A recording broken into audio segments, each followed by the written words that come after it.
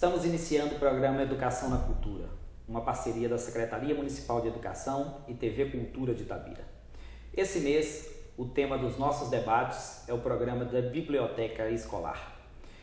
Nosso objetivo é levar a você, telespectador, o conhecimento de todos os programas desenvolvidos nas nossas escolas. E hoje nós vamos receber Solange Guedes, primeira professora de biblioteca da rede escolar, e Luana Alves, formadora do programa Biblioteca Escolar. Luana, começando com você esse nosso programa, nós temos um trabalho que é desenvolvido por vocês, que é um trabalho de formação dos profissionais da biblioteca escolar, dos professores da biblioteca escolar, mas também um trabalho de acompanhamento. Qual que é essa importância de, além de formar o profissional, fazer o acompanhamento desse profissional nos trabalhos desenvolvidos? Boa noite a todos. O trabalho de formação que a equipe do programa Biblioteca Escolar desenvolve, ele é um trabalho bem amplo.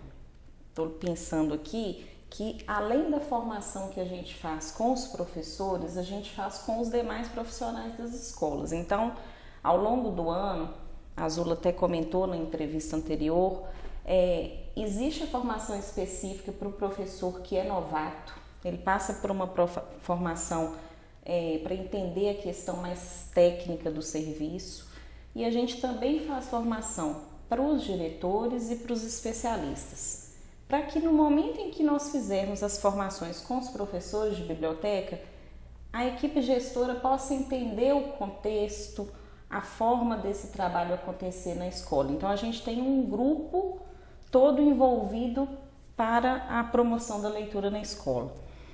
E aí, de 45 em 45 dias ou uma vez a cada mês, a gente se reúne com a equipe toda de professores do turno da manhã e o turno da tarde, e a equipe que acompanha as escolas vai circulando para atender as demandas. Então essa formação acontece também em cada local, cada escola tem uma demanda de alunos, uma biblioteca diferente, um acervo diferente, e a gente pode acompanhar de forma mais específica. Normalmente a gente agenda um período que a gente tenha conversa com o especialista na escola, para que a gente possa ver o que a escola tem solicitado, de que forma a escola tem dado abertura para que esse trabalho aconteça, do professor de biblioteca em parceria com os professores regentes, de que forma o especialista consegue ou não acompanhar e ajudar. A gente consegue tirar algumas dúvidas e, posterior a esse momento, a gente vai para a biblioteca mesmo. A gente tem um período que acompanha o planejamento do professor, pode trocar, dar algumas dicas, algumas contribuições. No momento em que nós estamos na biblioteca junto com os alunos e o professor assistindo, participando de uma aula, a gente não está ali só para observar, mas para poder ajudar o professor a sanar algumas dúvidas. Vocês fazem um trabalho muito próximo, então, do que é um acompanhamento pedagógico, né, junto a esses professores. Sim, de orientação, né? Muitas vezes o professor nos procura para pedir dicas de livros para serem trabalhados. Mas a gente também, nessas visitas e nesses acompanhamentos às escolas, a gente pode trocar saberes. Como nós circulamos em muitas escolas, a gente traz contribuições de experiências que deram certo e algumas escolas adotam essas práticas, e a gente pode levar essas práticas para outras escolas também, com alunos e com professores. E também esse acompanhamento passa por um momento em que, às vezes, depois do recreio, a gente faz uma hora do conto junto com o professor, para os alunos da escola.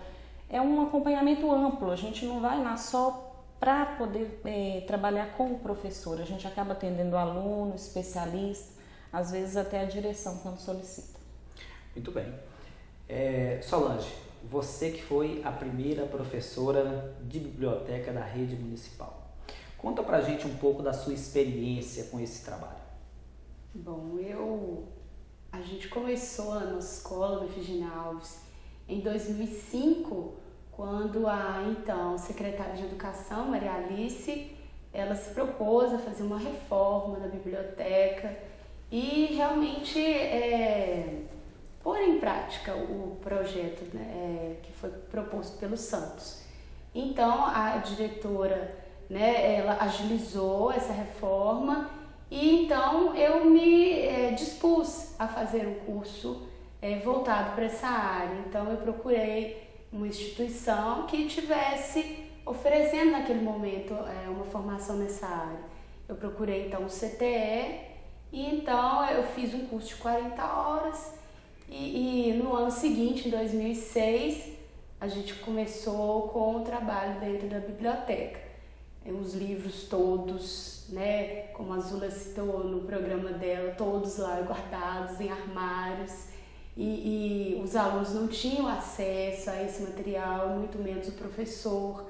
Então, foi um trabalho árduo, eu fiquei 2 anos só para começar a organizar o acervo e disponibilizar, mas nesse tempo também não priorizei apenas essa parte do trabalho.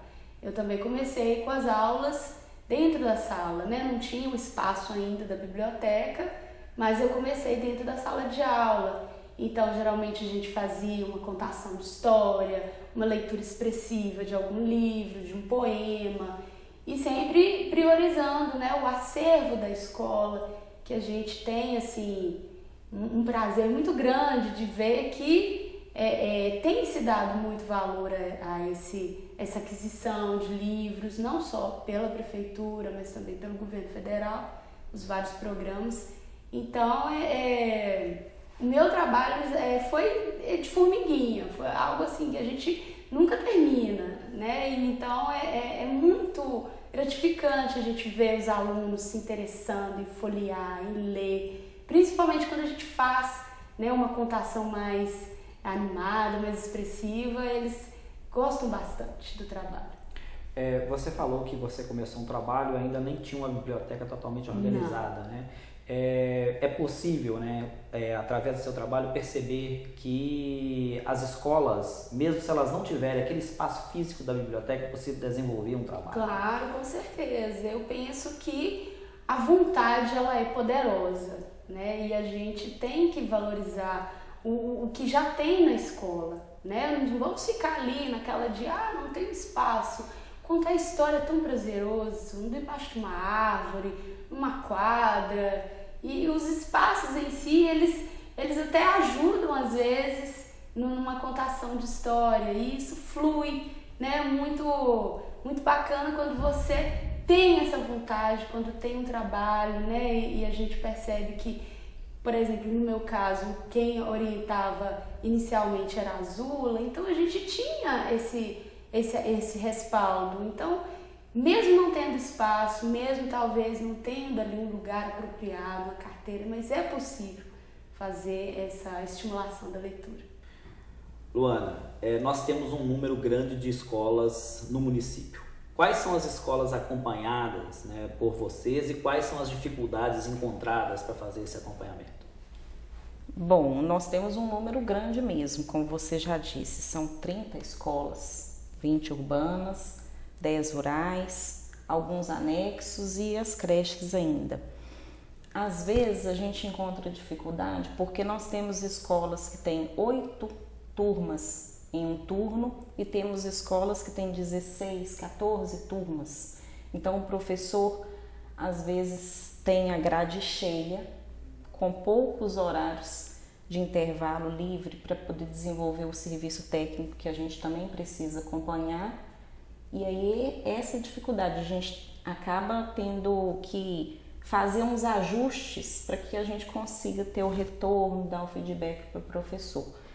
Às vezes a chuva atrapalha um pouquinho o transporte para a zona rural, mas a gente tem tentado circular em todas as escolas. Ótimo. Professora Solange, para vocês que são professores de biblioteca, qual que está sendo a importância desse trabalho de acompanhamento desenvolvido? Esse trabalho eu valorizo muito, porque no momento em que a gente tem um encontro com a coordenadora, a gente tira nossas dúvidas, a gente tem a certeza de que a gente tem um caminho a seguir, porque a literatura ela é muito ampla e a gente tem assim, um leque variado de atividades, de opções, então a gente tem que direcionar esse trabalho, né? Para que está sendo feito, né? Então, normalmente o trabalho com a coordenadora nos ajuda muito com essas questões, principalmente de direcionamento do trabalho. E também ajuda muito a gente no sentido de valorizar a presença do professor de biblioteca, porque muitas vezes acha-se, né, pensa-se que estamos ali, né, só pelo prazer. Com certeza não tiramos isso, mas existe um trabalho árduo feito. Então, quando a coordenadora vem, ela dá explicações, não só a professora de biblioteca, mas ela conversa com a coordenadora, então valida esse nosso trabalho. Isso nos torna pessoas assim mais norteadas, né, guiadas ali, não estamos fazendo um trabalho aleatório, existe um planejamento. Certo. Luana, numa referência da Unesco, eles citam que a importância da biblioteca, um dos grandes pontos fundamentais para a leitura, para o uso maior das bibliotecas, é a divulgação da biblioteca, que muitas vezes ela não é divulgada. Dentro do trabalho que vocês têm realizado, há essa preocupação com a divulgação da biblioteca, tanto na escola como fora da escola, né, para os pais dos alunos, para os próprios alunos, né, levarem livros para casa? E como que vocês têm então realizado esse trabalho de divulgação? A biblioteca ela precisa ser um espaço dinâmico, precisa não só a biblioteca, o acervo dela precisa ser dinâmico e circular. Então tem os cantinhos de leitura que são emprestados para serem usados na sala de aula, quando o aluno termina uma atividade, pode fazer uma leitura espontânea. Além disso, os alunos têm o acesso aos livros dentro da biblioteca, ora direcionados pelo professor, que já planeja uma atividade, e ora nos momentos de leitura livre mesmo. Além disso, tem os empréstimos de livro. Então, muitas vezes um aluno pergunta, pede dica, outras vezes eles querem levar para casa aquele livro que o professor leu em sala de aula, para a família, para um irmão. E, de certa forma, isso também é divulgar o acervo, a biblioteca. Paralelo a isso, os professores regentes em sala procuram a biblioteca para que a gente possa fazer um trabalho casando com algum assunto que esteja sendo desenvolvido na escola. A gente não tem muita preocupação de trabalhar só pela didatização, não. A gente preocupa muito de trabalhar o lúdico, o prazer, usando recursos, não contar uma história só porque ela vai ter um fundo moral. Mas esse trabalho, quando ele vem pelo prazer, pela ludicidade, flui, porque é a propaganda de boca a boca de um livro que descobriu, de um autor, de uma resenha. Então, essa divulgação acontece espontaneamente mesmo. Certo. Solange, a Luana acabou de falar aqui dessa questão do trabalho do professor regente, que muitas vezes procura a biblioteca, procura o profissional de biblioteca com a proposta de fazer um trabalho em conjunto, né? Mas além disso, além dessa procura do professor, há também essa preocupação do profissional da biblioteca de fomentar junto ao grupo dos professores o uso constante da biblioteca. E como que vocês têm conseguido isso junto aos professores? Sim, nós temos quinzenalmente os módulos, e nessa oportunidade a gente sempre faz um momento de deleite. Então a gente faz uma demonstração de algum acervo da biblioteca, fazemos também esse trabalho em conjunto com o professor, porque a literatura, né, não é o fim específico dela,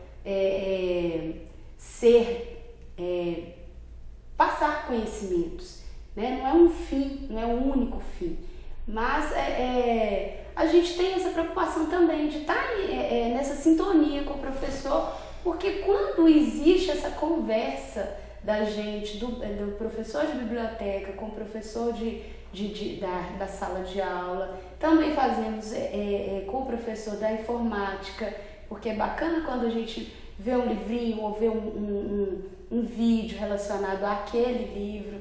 Então, é um trabalho bem dinâmico, porque busca essa interação. Nós não queremos que ele aprenda só a ler, né? É o aprender a ler para uma vida. A leitura, ela faz com que a pessoa transforme a realidade em que ela está. Ótimo. Nós vamos para um pequeno intervalo e voltamos daqui a pouco para o segundo bloco do Educação na Cultura. Mude seu jeito de ver a gripe. Ela mata. Previna-se. Lave as mãos frequentemente com água e sabão. Ao tossir ou espirrar, cubra a boca com a parte interna do braço. Não compartilhe alimentos, copos, toalhas e objetos de uso pessoal.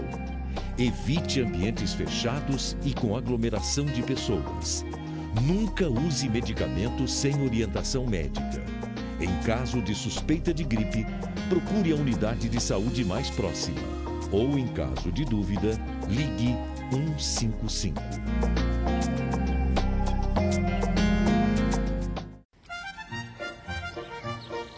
Quando estiver por aí, ande só na calçada.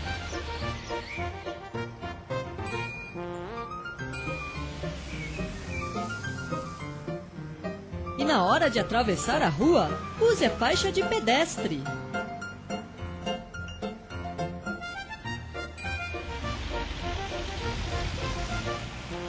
Respeite a sinalização.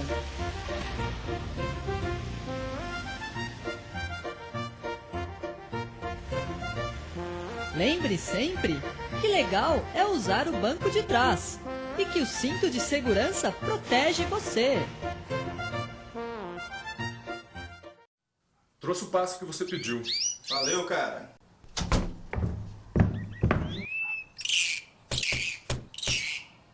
O tráfico de animais silvestres é crime. Eles não são animais de estimação e devem permanecer na natureza. Não capture, não compre e não mantenha em cativeiro. Denuncie. Ligue para a Polícia Militar no 190 ou procure a Promotoria de Justiça de Defesa do Meio Ambiente da sua cidade. Ministério Público de Minas Gerais. Estamos de volta para o segundo bloco do Educação na Cultura. Caso você, telespectador, queira enviar suas sugestões, basta entrar no educaçãonacultura@gmail.com. E também, para assistir os programas anteriores, basta acessar o canal da TV Cultura no YouTube. Luana, nesse segundo bloco, para falar do desenvolvimento do trabalho de vocês têm desenvolvido também um trabalho de organização dos acervos.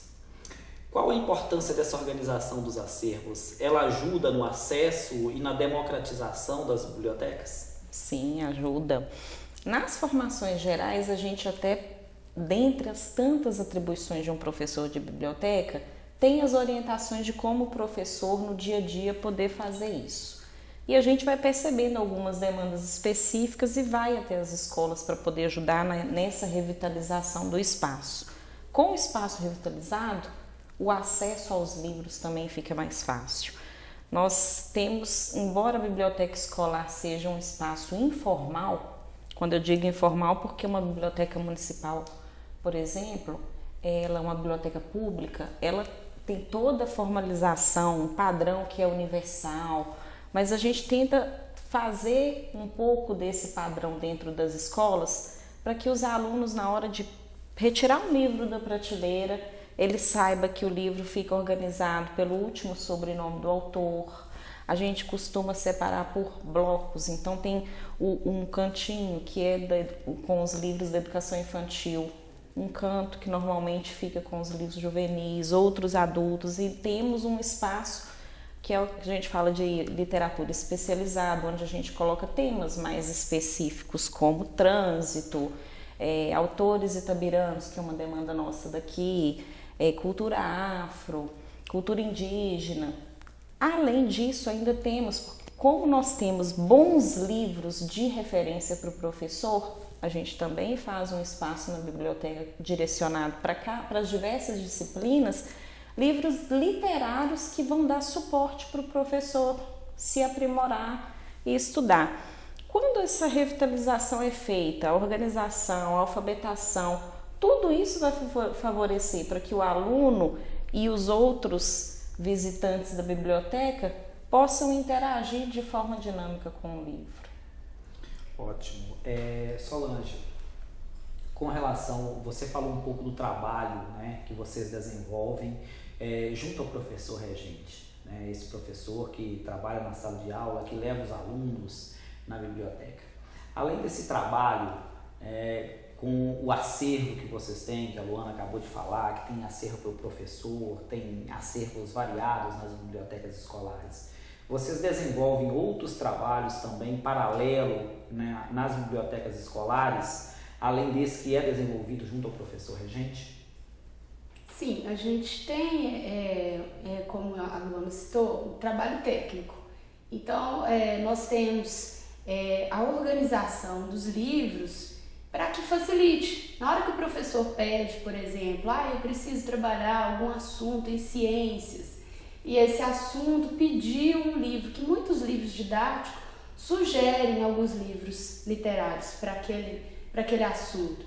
Então, se os livros estão ali organizados, né, de forma que a gente, todo mundo saiba, então a gente já indica para o professor, ou então se é uma demanda, né, o professor precisa com mais rapidez, a gente mesmo desenvolve na biblioteca.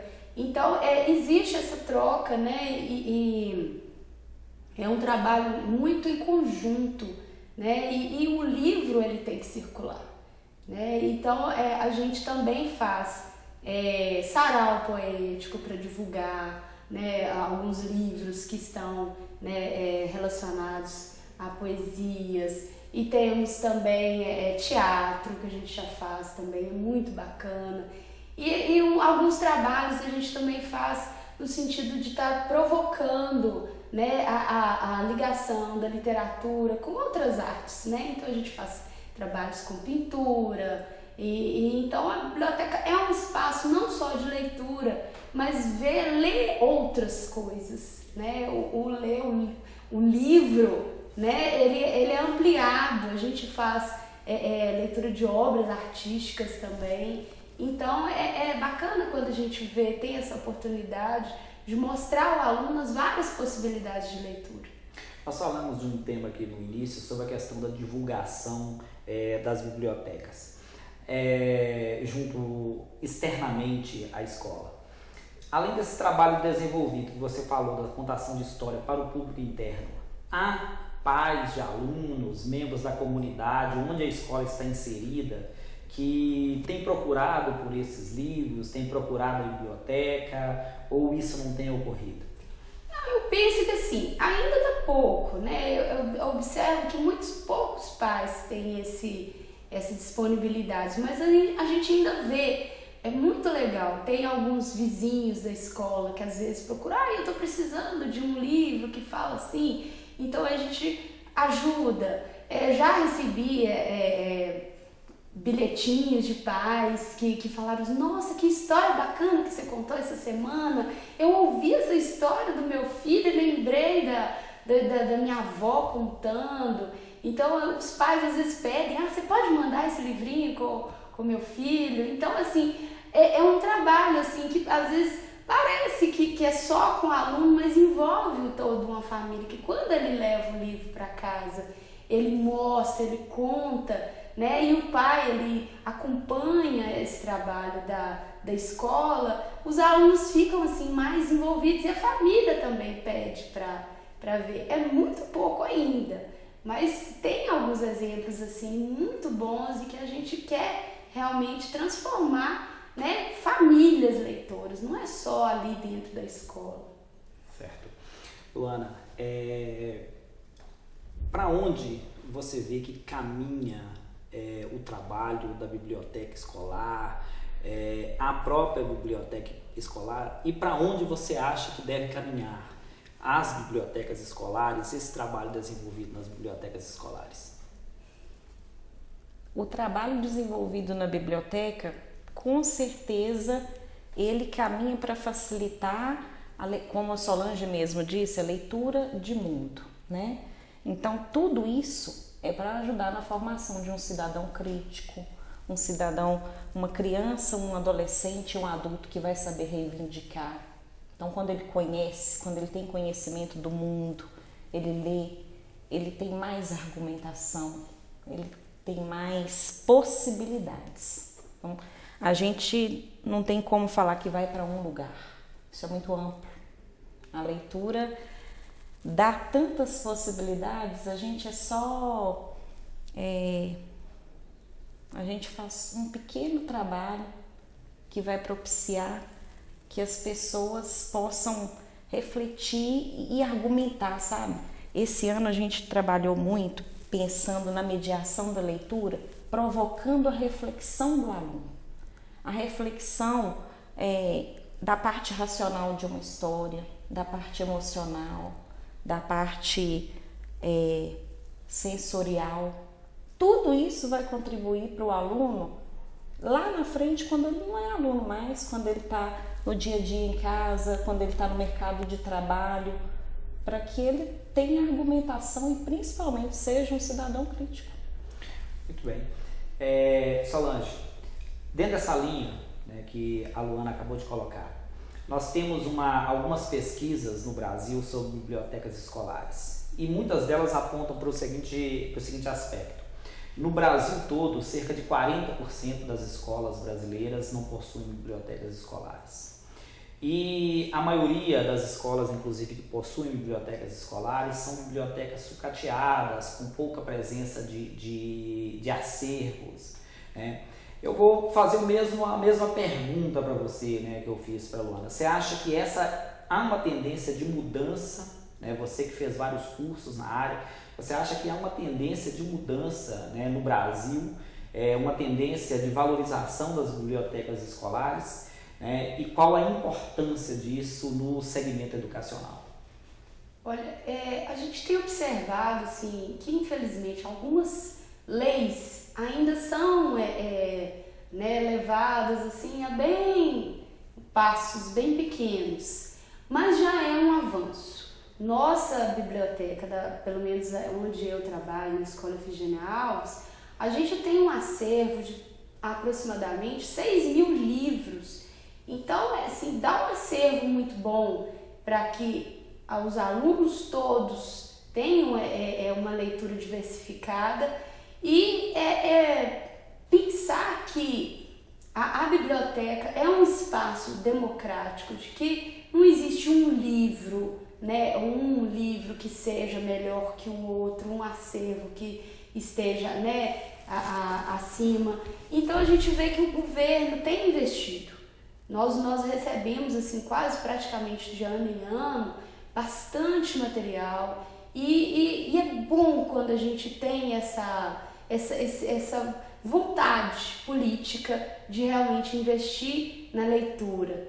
E isso só vai provocar nas nossas escolas, apesar de serem pequenas, e a gente tem o privilégio da Quinta Bíblia de praticamente todas as escolas terem biblioteca, de proporcionar a esses alunos uma leitura de mundo, que ele não pense só, por exemplo, eu vou ser um engenheiro, eu não preciso de ler, eu não preciso de escrever, eu preciso de fazer conta. Não.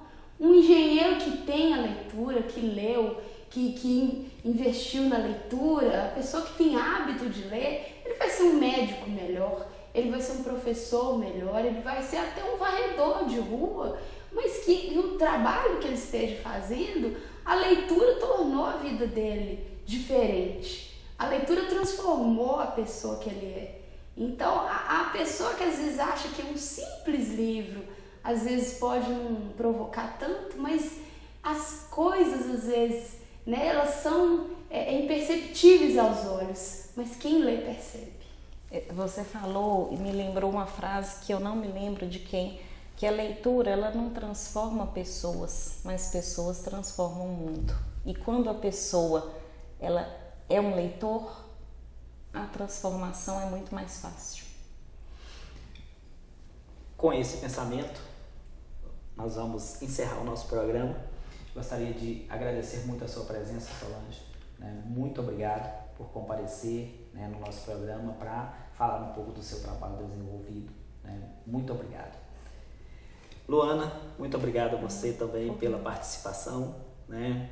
Sempre que a gente precisar, a gente vai convidá-las novamente aqui para discutir um pouco sobre as bibliotecas escolares, né? E lembrando, né, que leitura é conhecimento, por isso a grande importância, né, do trabalho desenvolvido nas bibliotecas escolares. Uma boa noite ao cidadão itabirano e até a próxima semana com um próximo debate sobre as bibliotecas escolares aqui no Educação na Cultura.